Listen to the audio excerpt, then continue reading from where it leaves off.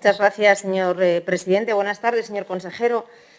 Algunas cuestiones que apuntó aquí, algunas preguntas ya se las han realizado, ya las ha contestado, pero vamos a hablar otra vez de la analona, porque es un símbolo en Asturias y porque efectivamente no puede ser otra cosa después de casi 30 años de actividad. Tienen ustedes la costumbre, y ya se lo hemos dicho desde este grupo parlamentario, de apelar constantemente a los medios humanos, pero es que para que los medios humanos hagan bien su trabajo necesitan también medios instrumentales que estén en buen estado. Yo creo que hizo un buen intento, pero no convenció a nadie.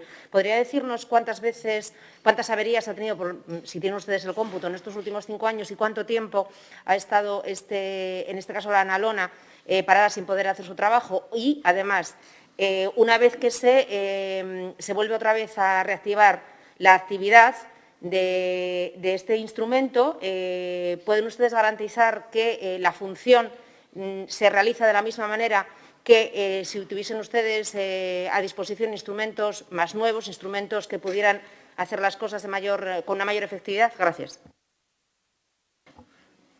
Bueno, la segunda pregunta no sé cómo responderle.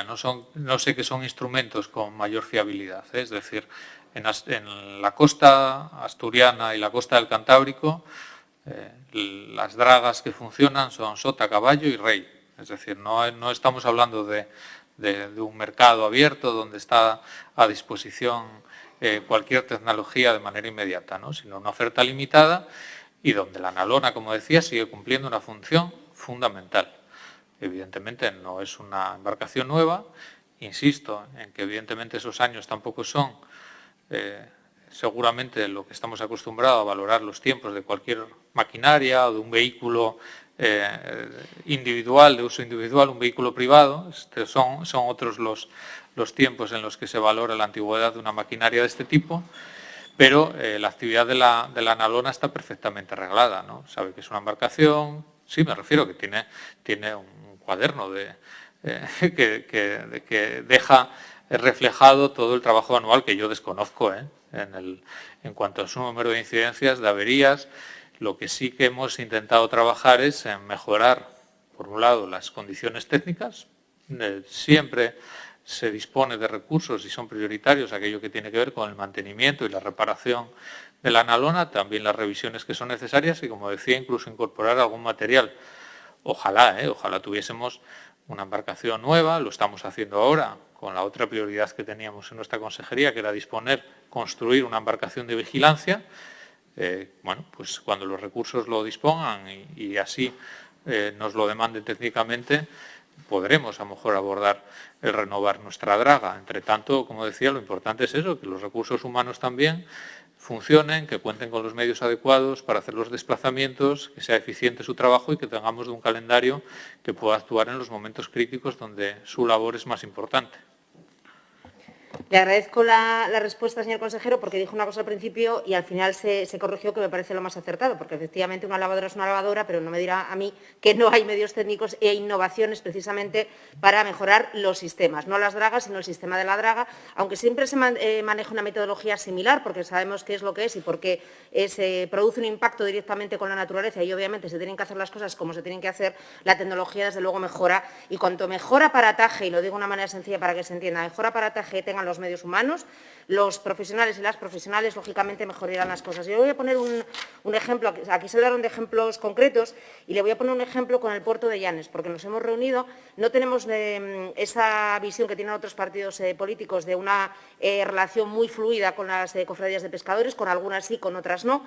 Supongo que esto tendrá que ver también con otros partidos políticos que hacen las cosas en función de otro tipo de intereses. Y en este caso nos trasladaban que las dragas que se hacen en el puerto de Llanes, el trabajo que se hace, no se ve optimizado porque poco tiempo después vuelven a tener el mismo problema. Yo le pregunto, señor consejero, si en esa modificación que hizo usted de la planificación, también, por tanto, de la metodología, de otras alternativas que se puedan desarrollar que puedan ser menos costosas, y le digo porque los pescadores, en este caso de la cofradía de Llanes, les han planteado ustedes desde hace ya 5 años, esto es lo que nos trasladan, un sistema distinto, un sistema de panelaje que evite precisamente esa acumulación en el que después se tiene que trabajar o tiene que trabajar en este caso la draga.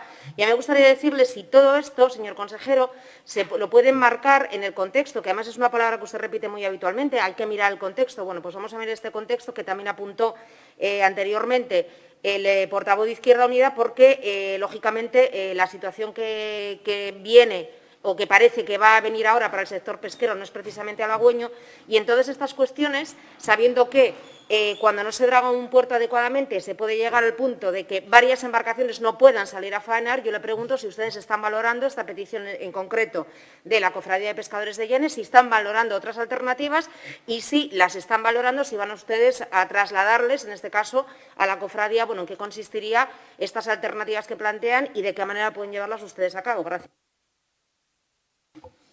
Bueno, además de otros grupos políticos, también en los últimos días, desde la Dirección General de Pesca y, evidentemente, de manera coordinada con la Dirección General de Infraestructuras Portuarias, en este caso, se ha hablado con la cofradía para trasladar cuál era nuestra programación y planificación.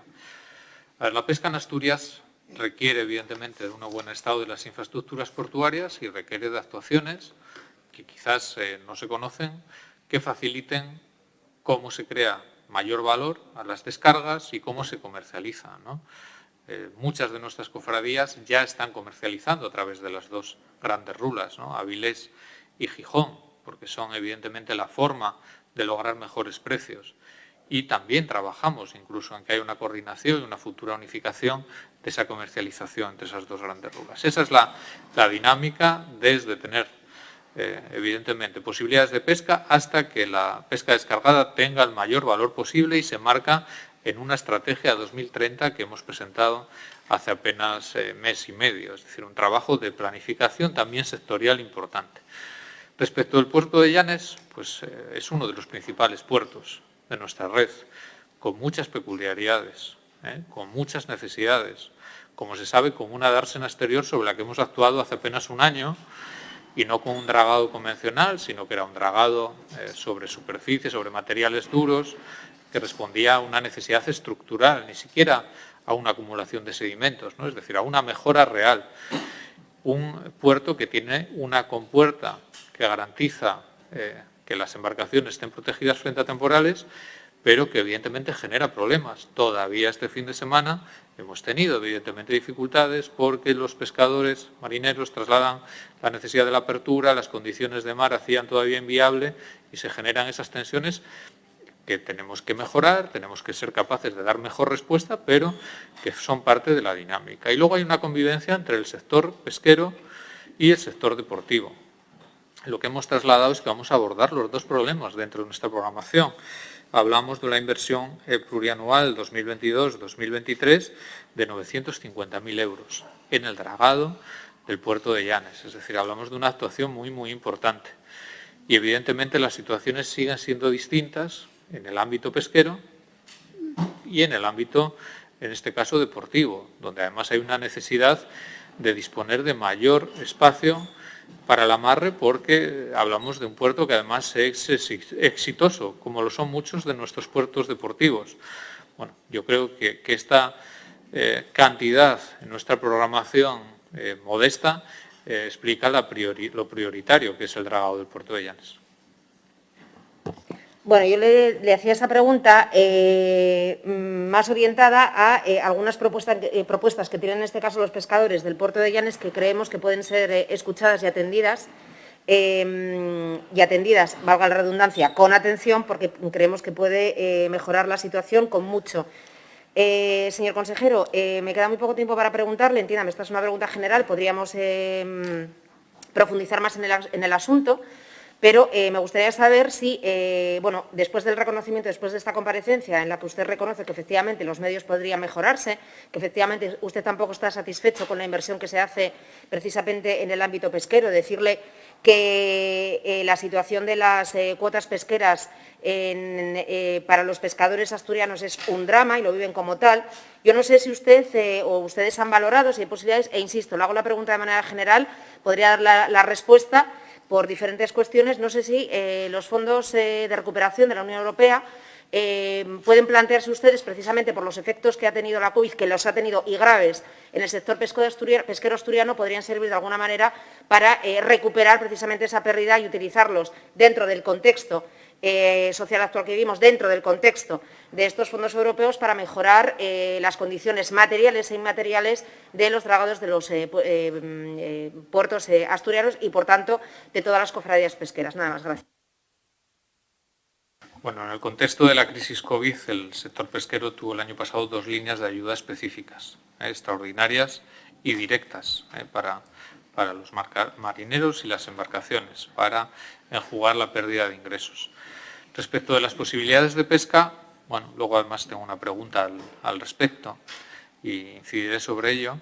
Desde el 2014, donde se produjo el reparto de la Siarda y donde evidentemente hubo un agravio para nuestra comunidad, lo que hemos venido trabajando, sobre todo en los últimos años, es en revertir esa situación con los mecanismos de los que disponemos. Y luego me referiré a ellos, con lo que la situación no es peor. Tenemos siempre alguna especie sobre las que los criterios medioambientales de sostenibilidad favorecen algún recorte, pero las posibilidades de pesca este año son mayores, un año más, para nuestros marineros.